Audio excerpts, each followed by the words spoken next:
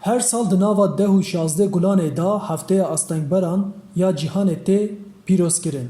Di vê hefteyê de ji bo pizgirêkên astengberan werin rojevê hin çalekî tên lidarxistin.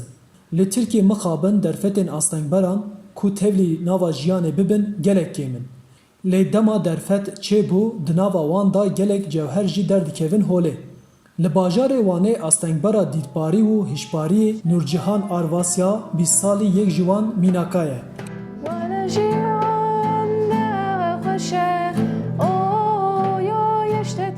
Arvas li Akademiya Jiyana Bê Asteng ya Şaradariya Riya Armûşê da bi muzîkê re alaqedar dibe.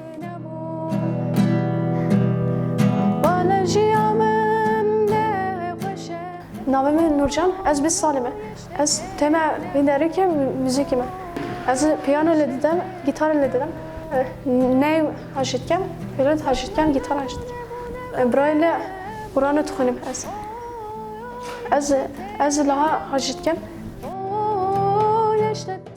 Arvas ku ev salekê dest bi kar û xebatên muzîkê kiriye, tevî çend enstrûmanan di heman demî da bi zimanên cûr bi cûr jî stranan dibêje.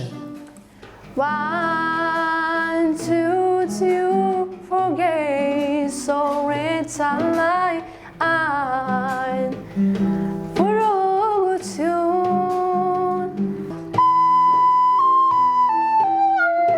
Canan, canan, ey dermanı, dermanan. Canan, canan, ey dermanı, dermanan. Mamosteyê muzîkê yê Akademiyê Baran Atabay destnîşan dike ku Arvas di warê muzîkê de pir pêşketî ye.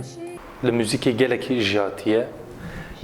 Li gitarê lê dixe, piyano teze dest pê kir. Blok flût lê dixe, dengê wî jî gelek xweş e û li ser muzîkê jî gelekî rewşekî taybetekî wê heye.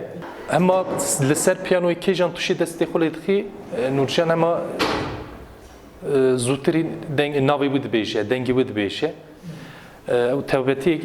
Taybetiyekî gelek cuda ye. Sol diyez majör, sol minör, si bemol. Atabay anî ziman ku ji bilî yetenekê muzîkê taybetmendiyeke cuda jî li Arvasê heye ku guhên wê gelek hesasin. Nav taybetiya Nurcihan aliyê muzîkê li milyonekî insanê de yekê da heye. Ew jî li guhdarkirinê heta paya herî bilind e. Ew jî şansa me ye Nurcihan li vê derê ye. Atabay dibêje ku beriya Arvas hêj nehatiye saziyê wan hin pizgirêk dijiyan. Lê piştî destpêkirina muzîkê ev pizgirêkên wê kêm bûne. Dîtînê yek jî mejî wî hinek pirsgirêk hebû. Gava hate vira ew pirsgirêkê mejî wî hêdî hêdî xilas kir. Ew pirsgirêkê hêdî hêdî xilas kir. Na bi tenê bi dîtînê astengê wê heye. Hevaltiya wî û mehebeta wî bi mamosteya xwe, bi hevalê xwe pêşî gelek kêm bû, niha zev baş e.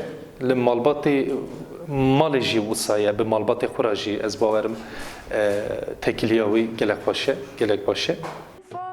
Nehe mamoste û malbata Arvasê bendêne ku ev yeteneka wê ya hêja were kifşkirin. Arif Aslan, Dengê Amerîka, Wan.